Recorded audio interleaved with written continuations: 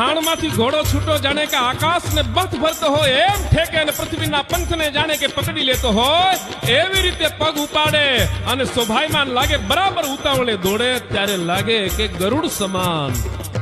સમાન એનો વેગ લાગે, ધીરે ધીરે હાલે તઈ ઈ દોરની માથે જેમ નટ હાલતો હોય એવો. દુનિયામાં હજી ઘણા મહેનત કરે છે પણ ચકલા થોડા બાજ બને યાર, અને મારી કૃપા છે હું ચકલા બાદ થોડો બનવાય કહું.